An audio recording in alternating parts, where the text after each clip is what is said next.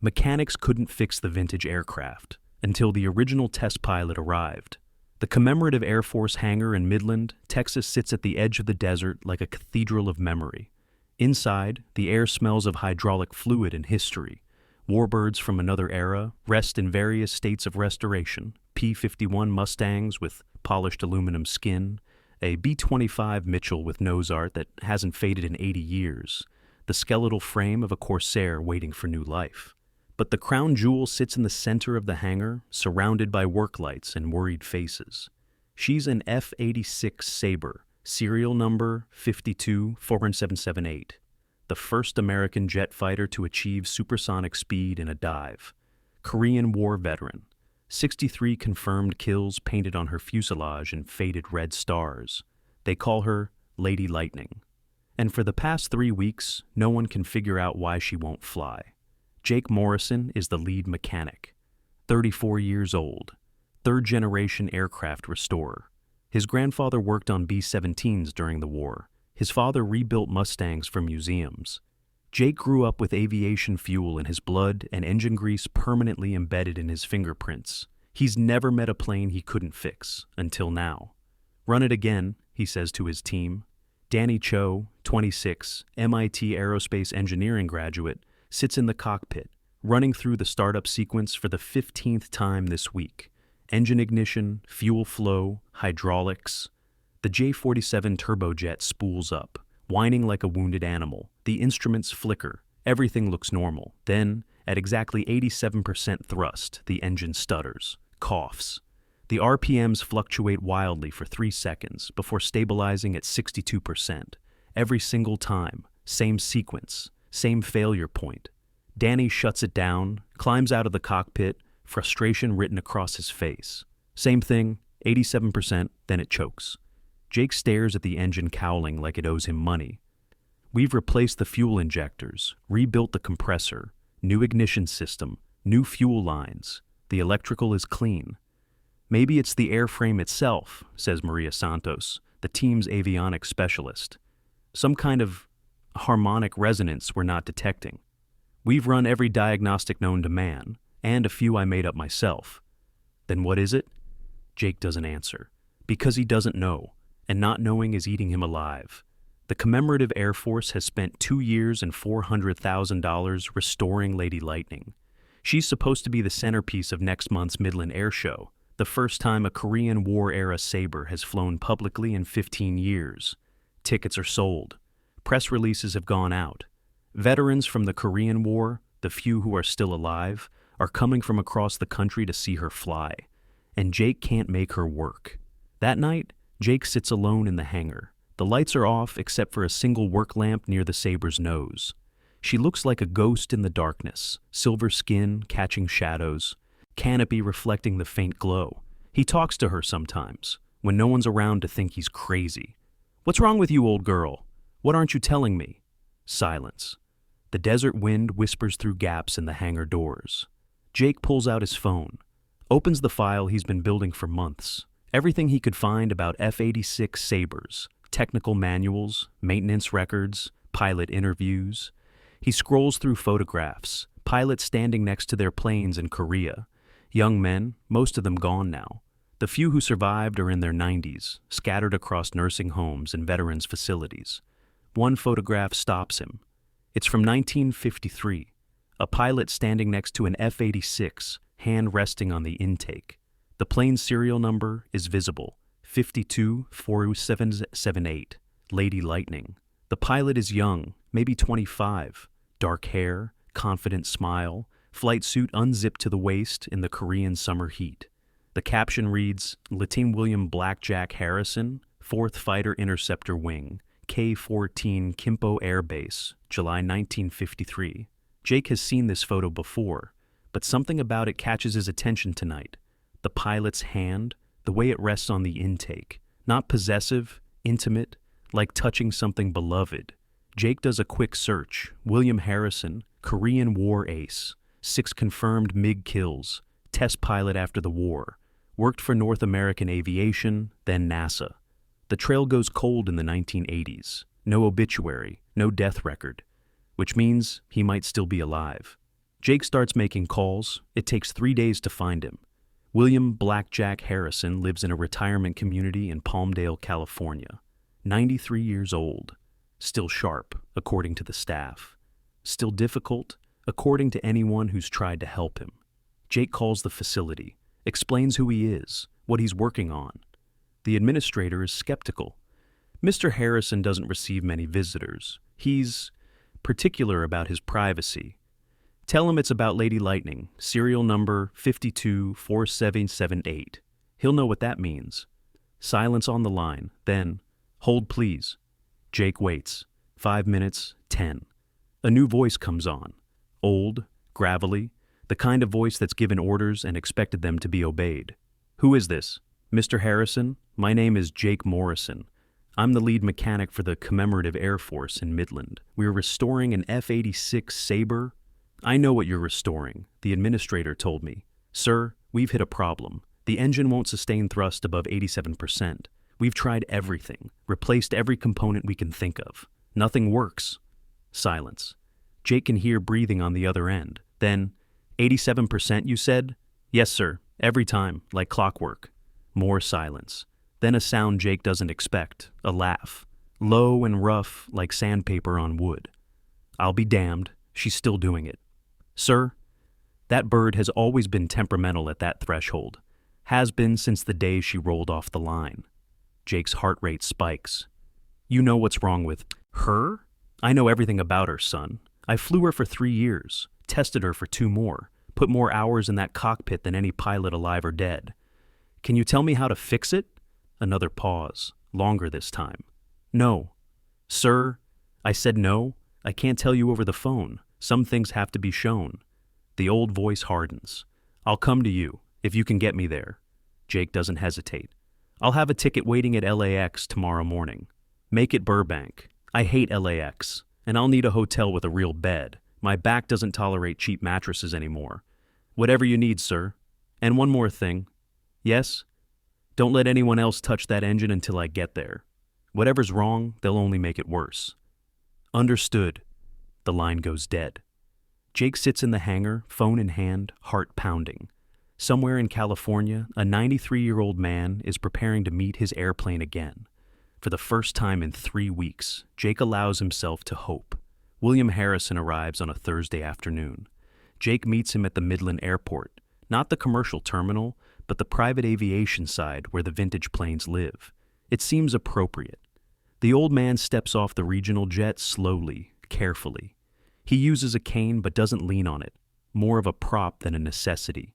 His clothes are civilian now, khaki pants, a blue Oxford shirt, a windbreaker against the Texas wind, but there's something in his posture that remembers uniforms.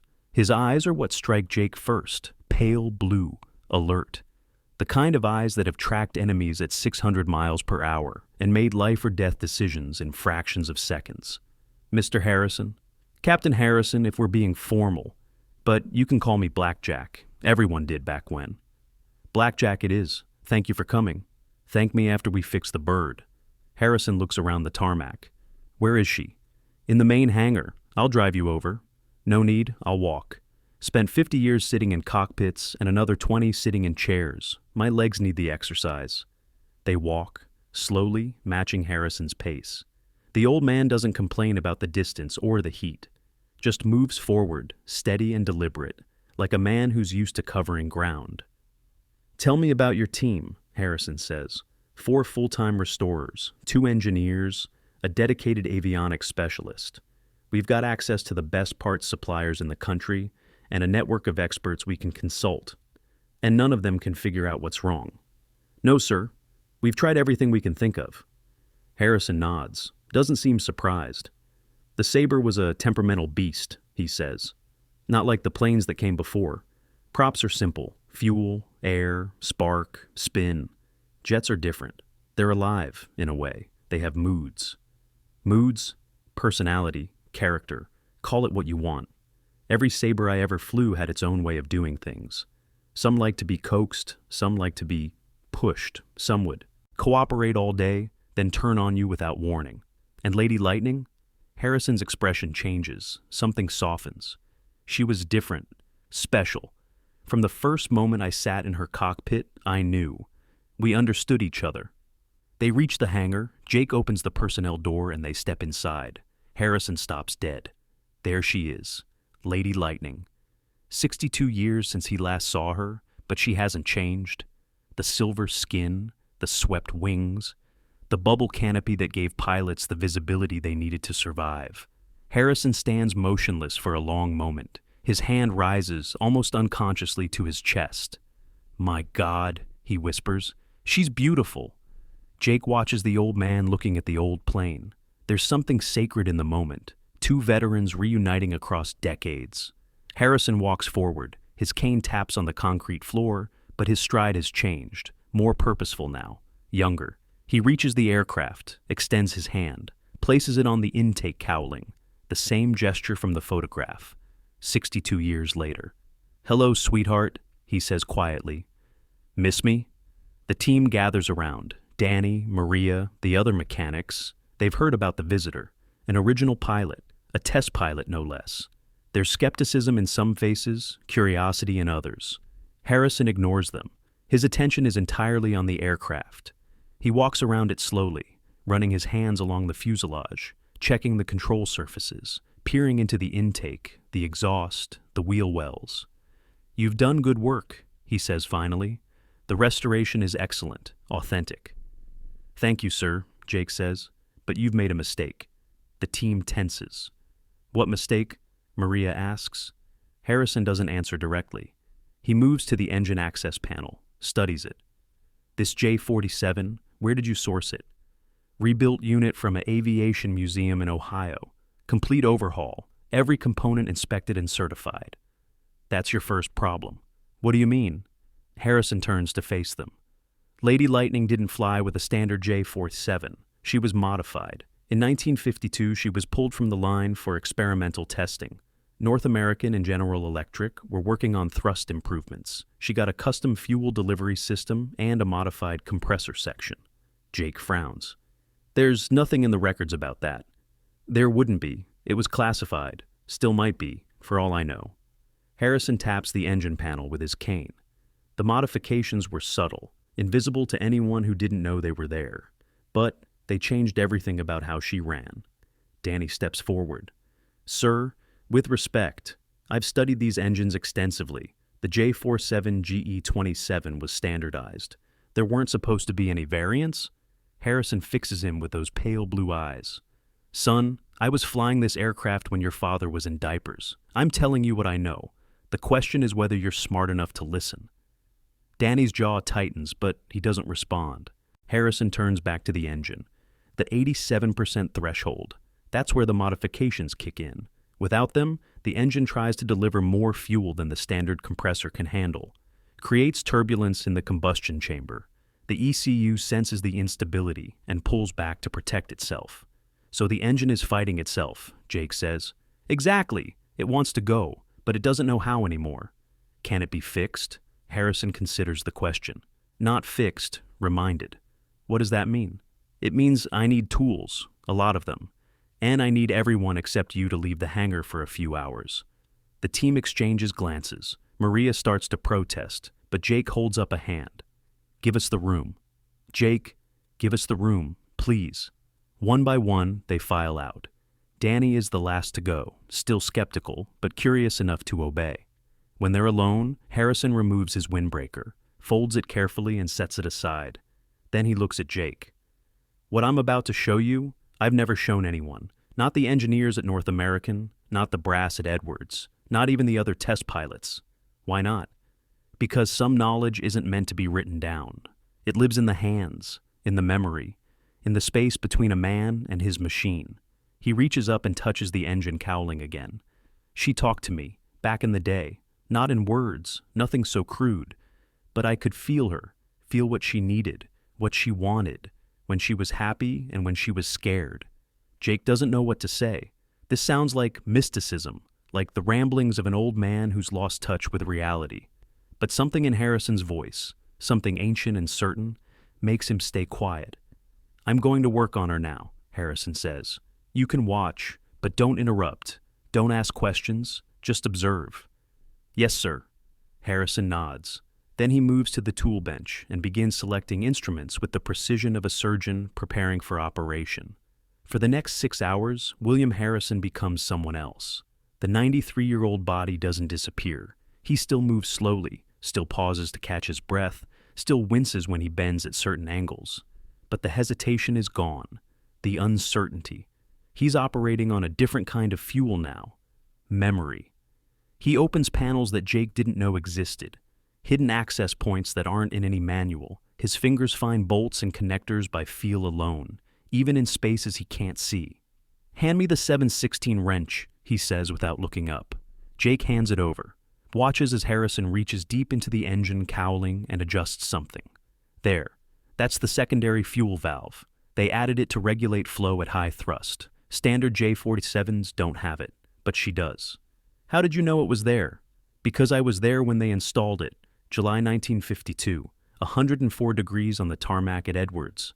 I watched them work for 3 days. He moves to another panel, opens it, studies the wiring inside. "This is wrong." "What's wrong?" "These connections, someone replaced them with standard wiring, but the original configuration was different." He traces a wire with his finger. "This should bypass the main relay and feed directly into the auxiliary system. Without that bypass, the engine can't access the modifications." "How do we fix it?" Harrison is already working, his hands, spotted with age, slightly trembling, move with absolute certainty. He disconnects wires, reroutes them, creates a configuration that looks wrong by any modern standard but feels right. "You're working from memory," Jake says, unable to help himself. 60 years ago. Some things you don't forget. Harrison pauses, looks at Jake. "I dream about this aircraft, have for decades. I know every rivet, every connection, every quirk. She's part of me." He returns to work. The hours pass. Harrison finds more issues, modifications that were removed or incorrectly restored. Each one he addresses with the same quiet confidence. At one point, he asks Jake to climb into the cockpit and read him the instrument readings while he adjusts something in the engine bay. "Fuel pressure, 24 psi. Good. Hydraulic flow, within normal limits. Now watch the RPM gauge. I'm going to adjust the compressor timing." Jake watches. The needle twitches, steadies. "What do you see?" Harrison calls out. "Steady at 0, no fluctuation." "Good.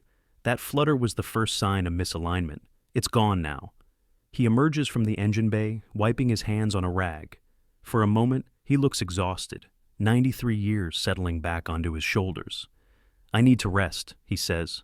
"We'll continue tomorrow." "Is there more to do?" "One more thing, the most important thing. But I need to be fresh for it." He looks at the aircraft. So does she. That night, Jake takes Harrison to dinner at a steakhouse near the hotel. The old man orders a ribeye, medium rare, and a bourbon. "Doctor says I shouldn't, but at my age, what are they going to do? Ground me?" They eat in comfortable silence for a while.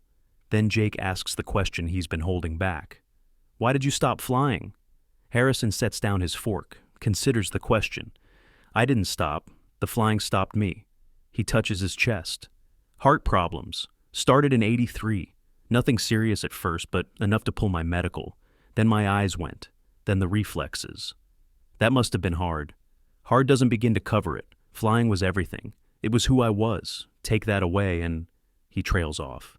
"You figure out who you really are when the thing you love is gone." "And who were you?" Harrison is quiet for a long moment. "I was a man who missed it, every single day, for 40 years. But you kept going. What choice did I have? Die of a broken heart? That's not how I was raised. You adapt. You find new ways to serve. I consulted, wrote manuals, trained the next generation." He pauses. "But it was never the same. Like living with a phantom, limb."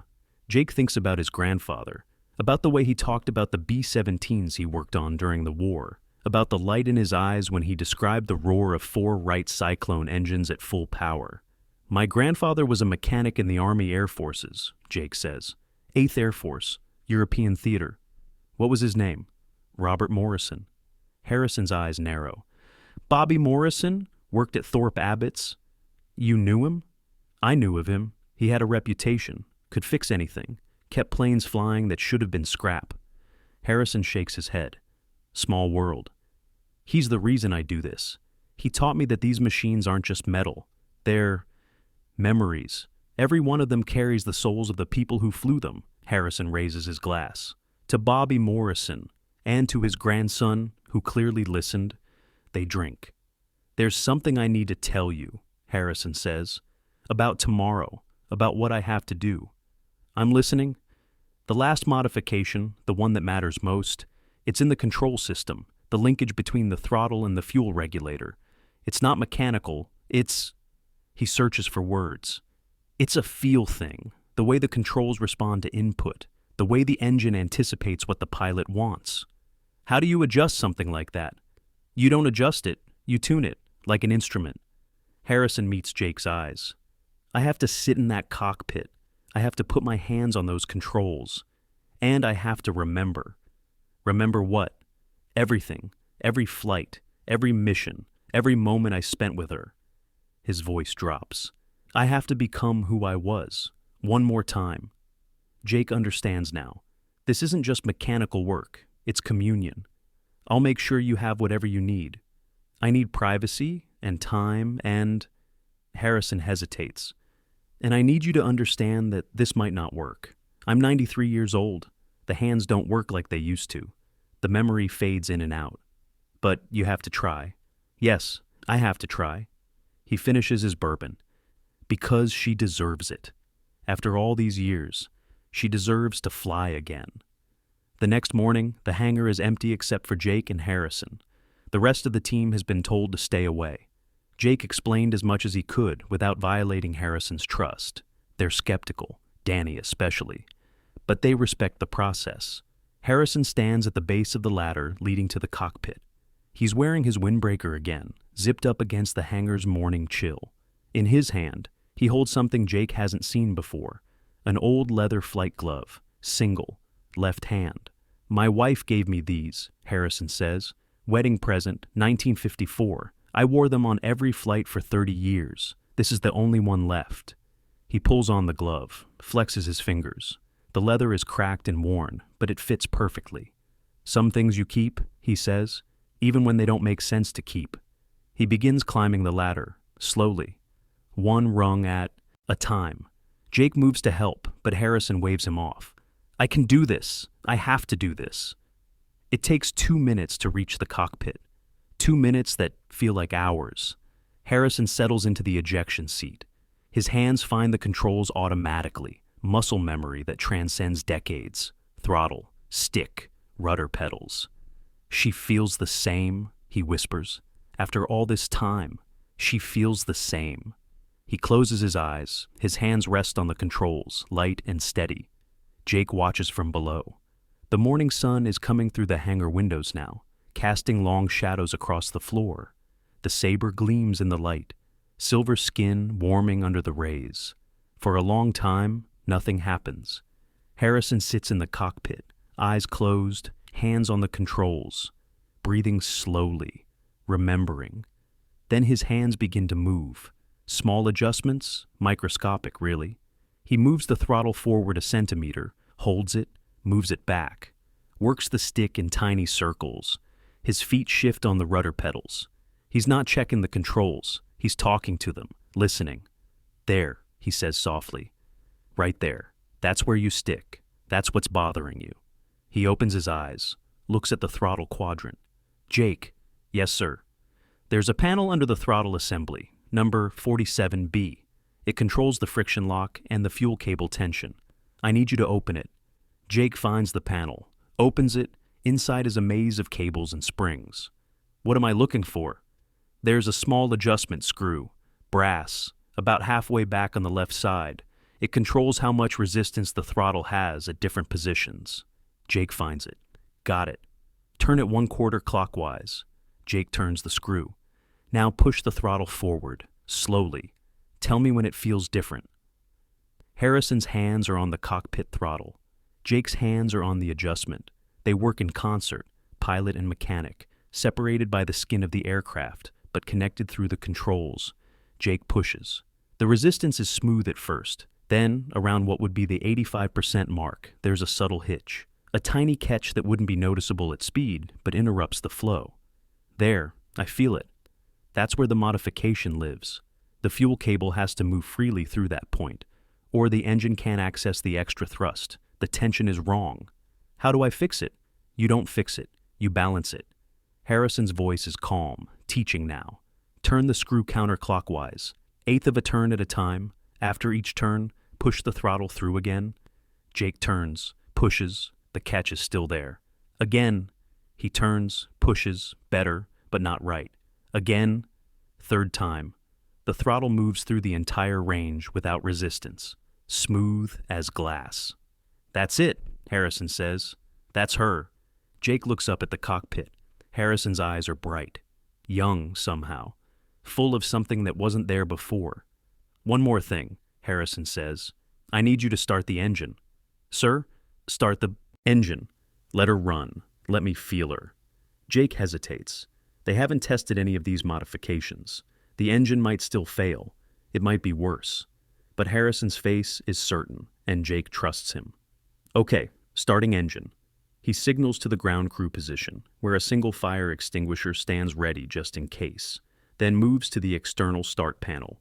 The J-47 begins to spool. The familiar whine builds, filling the hangar with sound. Harrison's hands are on the throttle, guiding the engine through startup. His eyes are on the instruments, but his attention is somewhere else, somewhere deeper.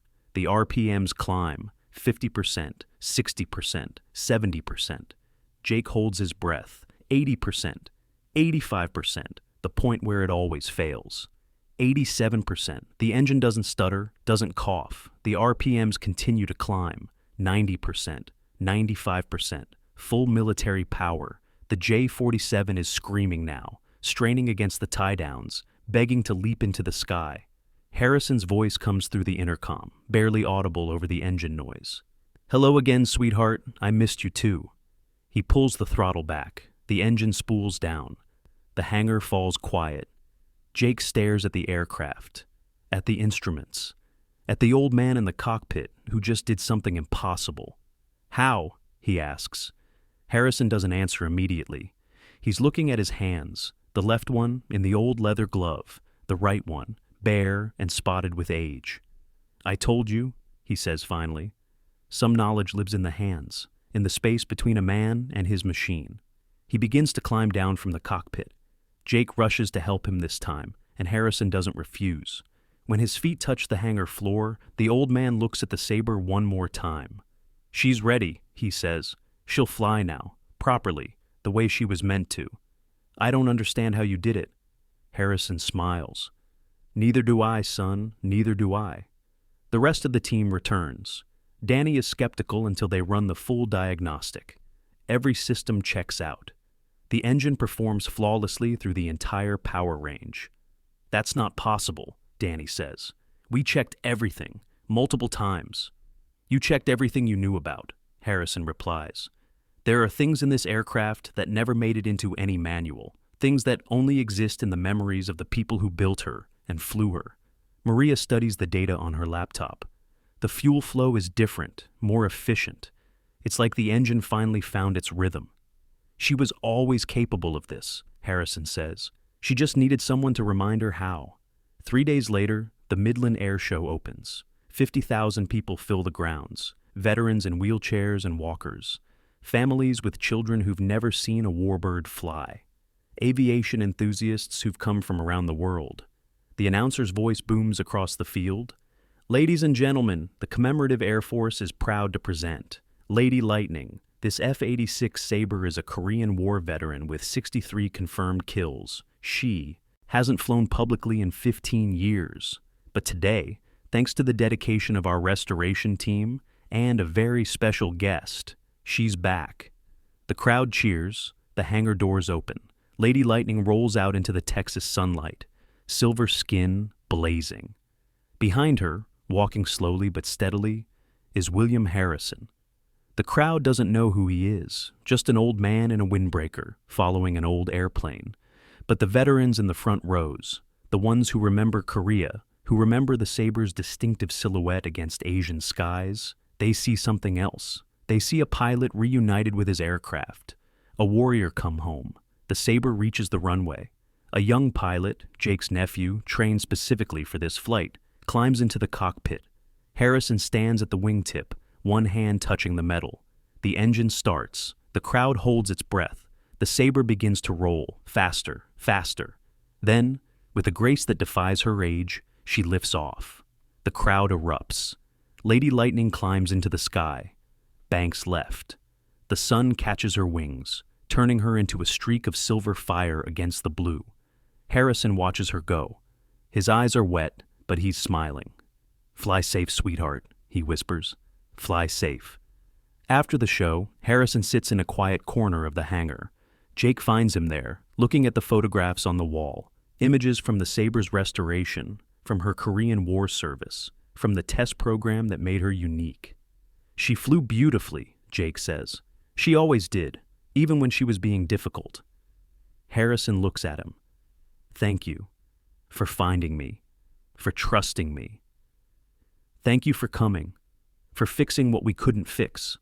I didn't fix her, I just listened." Harrison stands slowly. "That's the secret, you know. With aircraft, with people, with anything that matters, you have to listen before you can understand." Jake nods. "What will you do now? Go back to California?" Harrison considers the question. "Actually, I was thinking, you said you could use consultants, people who know these old birds. We can always use help. Then maybe I'll stick around for a while, if you'll have me." He looks at the Sabre, now resting peacefully in her hangar. "I'm not ready to say goodbye. Not yet." "You're welcome here as long as you want." Harrison extends his hand. Jake shakes it. "One more thing," Harrison says. "Yes, that glove I wore, the one my wife gave me. I remember. I want you to have it." Jake stares. "Sir, I can't." "You can, and you will." Harrison presses the worn leather into Jake's hands. "Some things need to be passed on. Knowledge, skills, the things that make us who we are. I'm 93 years old. I won't be here forever. But this..." He gestures at the hangar, at the aircraft, at everything they've built together. "This can last, if you let it."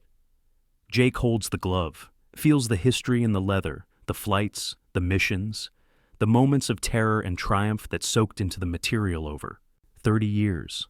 "I'll take care of it," he says. "I know you will." Harrison smiles. Bobby Morrison's grandson. I should have known. William Blackjack Harrison stayed in Midland for 3 more years. He never flew again. His body wouldn't allow it. But he spent nearly every day in the hangar, teaching, consulting, sharing the knowledge that lived in his hands and his memory. The young mechanics learned from him, not just techniques, but philosophy. The idea that these machines were more than metal, that they carried the souls of everyone who ever flew them, or worked on them, or loved them. Danny Cho, the skeptic from MIT, became one of Harrison's closest students. He learned to listen to aircraft the way Harrison did, to feel what they needed before the instruments showed it. Lady Lightning flew at 12 more air shows. Each time, Harrison was there, watching from the ground, one hand raised in salute as she passed. In the spring of 2027, William Harrison passed away peacefully in his sleep at the Midland retirement home, where he'd moved to be closer to the hangar. He was 96 years old. His funeral was held at the Commemorative Air Force facility. Hundreds attended, veterans, pilots, mechanics, enthusiasts who'd heard his stories and been changed by them. At his request, Lady Lightning was towed out of the hangar and positioned beside the memorial service. Her canopy was open. An old leather flight glove, the left one, rested on the pilot's seat. Jake Morrison gave the eulogy. "Blackjack Harrison spent his life in service," he said, "to his country, to his fellow pilots, to the aircraft he loved. He never stopped serving. Even at 93, he came to us. He fixed what we couldn't fix. He taught us what we didn't know." Jake held up the right flight glove, the one Harrison had given him 3 years earlier. "He told me once that some knowledge lives in the hands, that it can't be written down or taught in classrooms. It has to be passed from person to person, generation to generation."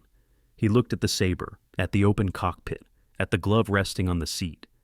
"I don't know if I'll ever understand aircraft the way he did, but I know I'll spend the rest of my life trying, because that's what he wanted. That's what he asked of all of us." He placed the right glove beside the left one, together again, complete. Rest easy, Captain. Your aircraft is in good hands. Lady Lightning still flies. Every year, at the Midland Air Show, she takes to the sky. The crowd still gasps when she lifts off. Veterans still weep when they see her silhouette against the sun. In the cockpit, every pilot who flies her notices something strange. The controls feel alive somehow, responsive in a way that goes beyond mechanics, as if the aircraft knows what they want before they ask. Some say it's the modifications, the custom fuel system, the tuned control linkages, the work that Harrison did in those final hours with the plane. Others say it's something else. They say Blackjack Harrison never really left, that he's still up there, hands on the controls, flying the aircraft he loved through endless Texas skies. Jake doesn't know which explanation is true, but every time Lady Lightning takes off, he stands at the edge of the runway, one hand raised in salute, the leather flight glove, worn and cracked but still intact, covering his fingers. "Fly safe, sweetheart," he whispers, and somewhere in the roar of the engine, he swears he hears an answer. Maybe that's what legacy really means, not the monuments we build or the records we set, but the knowledge we pass on, the love we leave behind, the part of ourselves that lives on in the things we've touched and the people we've taught. History forgets the noise. It remembers the silence that followed. End.